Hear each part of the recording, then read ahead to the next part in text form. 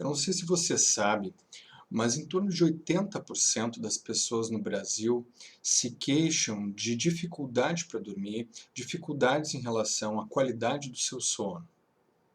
Claro que isso varia conforme o estado, conforme o país, conforme a pesquisa que a gente faz, uma série de variáveis. Mas o fato é que mais da metade da população, se nós fizermos uma pesquisa básica, por aí perguntando para a maioria das pessoas, elas vão se queixar de dificuldades com o seu sono, dificuldades com a qualidade do seu sono, e isso tem uma série de implicações, uma série de riscos e problemas que podem surgir, e que há pouco tempo na história, né, na medicina, né, a gente sabe que é um problema, que tem essas consequências aí para a nossa saúde física e mental.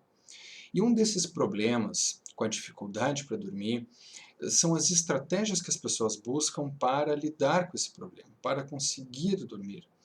E existem várias estratégias perigosas, estratégias que não são adaptativas, que além de não resolver o problema, podem gerar problemas em cascata, ou até resolvem o problema temporariamente, num curto espaço de tempo, né, a curto prazo, mas a médio e longo prazo, o problema se torna uma bola de neve. E uma dessas estratégias é o uso de drogas lícitas e ilícitas, como álcool e outras drogas, e drogas que são lícitas a priori, mas podem ser utilizadas de maneira ilícita, como, por exemplo, os popularmente conhecidos calmantes ou tranquilizantes. E, tecnicamente, os ansiolíticos, medicamentos psiquiátricos, ansiolíticos e, mais especificamente ainda, os ansiolíticos benzodiazepínicos. É uma classe de ansiolíticos. É um tipo de medicamento específico que é muito efetivo para tratar uma fase aguda da ansiedade, tratar certos casos clínicos, como crises de ansiedade, ataques de pânico, momentos agudos, é uma fase inicial de tratamento de uma série de transtornos mentais, como transtornos de ansiedade. No entanto, esses medicamentos são utilizados para insônia, para dormir e para outras questões, e não foi para isso que eles foram desenvolvidos. Acontece que os ansiolíticos benzodiazepínicos, eles dão sono, eles têm uma série de efeitos que são agradáveis de sentir. Eles têm um efeito tranquilizante, eles têm um efeito miorrelaxante, que é uma espécie de relaxamento muscular com diminuição da dor. É uma sensação boa, pode ser uma sensação gostosa, até de sonolência, porque eles agem num neurotransmissor no nosso cérebro que é inibitório, ou seja, ele é responsável por diminuir a nossa atividade cerebral e diminui, consequentemente, uma série de funções no nosso corpo e vai relaxando, vai baixando a bola, como a gente costuma dizer. Então, ouvindo assim, dá vontade de dizer, me dá um desse aí também. Mas há uma série de implicações muito sérias, muito preocupantes, que envolvem até mesmo um fenômeno que nós conhecemos como tolerância. O que é tolerância? É a necessidade de usar doses cada vez maiores para obter o mesmo efeito que a pessoa tinha antes. Ou seja, ela começa tomando meio comprimido, ou determinado tantas miligramas, até que aquilo não é mais suficiente para que ela consiga dormir e ela toma outro, toma dois, e assim sucessivamente. Portanto, a tolerância é um fenômeno que contribui para a dependência química, a dependência de drogas. E isso acontece com todas as drogas viciantes e com os ansiolíticos benzodiazepínicos da mesma forma. De novo, são medicações seguras e efetivas para tratar certas demandas e não tem problema nenhum, desde que usadas corretamente. E o que as pessoas acabam fazendo é usar de maneira ilícita, com ou sem prescrição, lembrando que no Brasil não há uma dificuldade muito grande de conseguir prescrição desse tipo de medicamento através de outras especialidades médicas, como cardiologista, ginecologista, médico clínico geral, porque não tem médico psiquiatra para atender todo mundo. Ou se tem, as pessoas não têm condições de pagar uma consulta particular, não têm acesso onde elas moram e acabam então ficando com receitas que não tem um acompanhamento mais próximo de um médico, de um especialista, para fazer a retirada gradual desses medicamentos. É assim que funciona. A pessoa usa no momento agudo, trata suas crises de ansiedade, trata o problema, usa outros medicamentos concomitantes, ou faz psicoterapia, resolve seu problema e gradativamente vai fazendo o desmame, vai fazendo então a retirada desses benzodiazepínicos e fica bem. O que acontece é que as pessoas seguem usando indiscriminadamente esse tipo de medicação.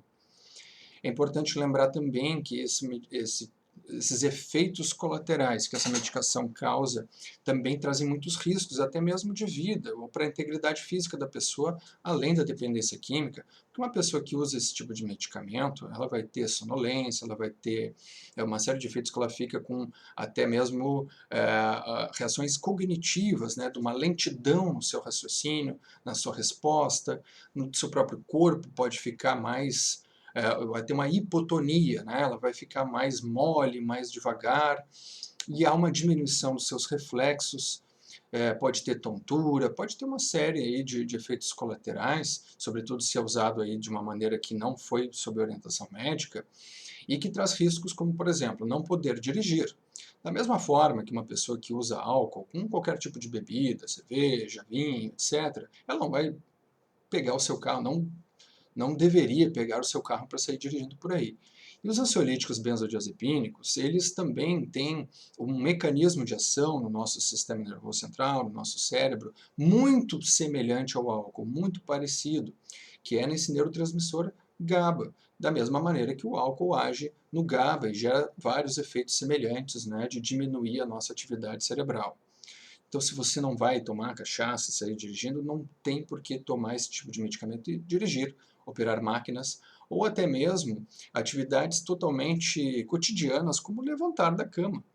E isso acontece com idosos que estão em risco ao utilizar esse tipo de medicamento, e ao levantar da cama no hospital, ou num lar onde eles vivem, ou até mesmo na própria casa, eles estão expostos a quedas. E quedas representam um motivo de muitos problemas, às vezes até a morte, porque o indivíduo, o idoso, então, ele tem que ser hospitalizado, no hospital pode pegar uma infecção, nessa época de pandemia, às vezes não tem vagas ou está exposto a pegar o vírus, então nunca é uma boa ideia estar exposto a quedas quando a pessoa está nessa etapa da vida.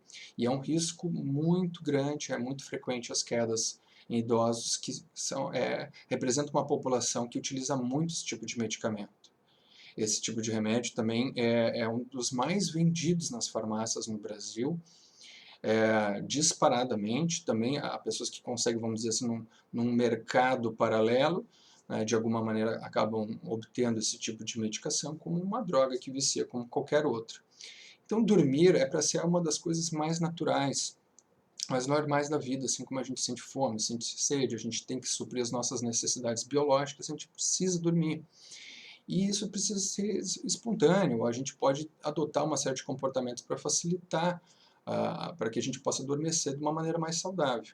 Ficar dependente de uma medicação só vai trazer problema e isso precisa ser tratado.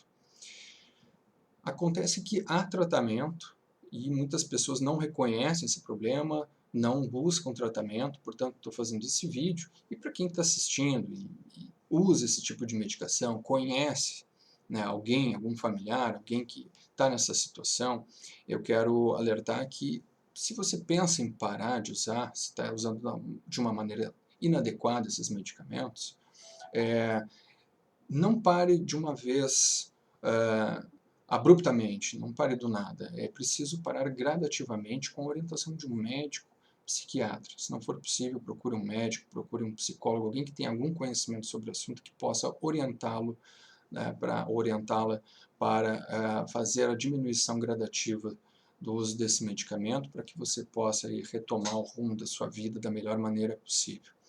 Esses medicamentos têm muitos nomes difíceis de lembrar e outros nomes comerciais muito conhecidos. Em geral, os ansiolíticos benzodiazepínicos, eles são conhecidos, eles têm nomes que terminam com "an", com "pan", clonazepam, bromazepam, alprazolam, e tem outros nomes comerciais.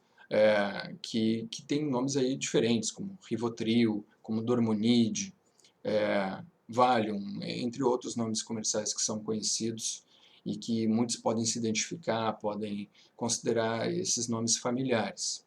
Portanto, esse é um problema de saúde pública no mundo todo e no Brasil não é diferente, e que justifica fazer esse vídeo aqui, porque eu realmente acredito que pode informar e beneficiar muitas pessoas que estão aí com problemas em relação à ansiedade, em relação ao seu sono, e que estão usando uma estratégia aí que é ilusória e muito nociva, muito perigosa. Eu fico à disposição para falar mais sobre esse assunto, sobre a medicação, sobre ansiedade, sobre problemas com sono, sobre estratégias para lidar de uma maneira mais saudável com essa situação toda e sobre o tratamento, terapia cognitivo-comportamental, psicoterapia e também sobre o tratamento medicamentoso. Tudo que estiver ao meu alcance será uma satisfação compartilhar esse tipo de informação. Cuide-se. Até a próxima.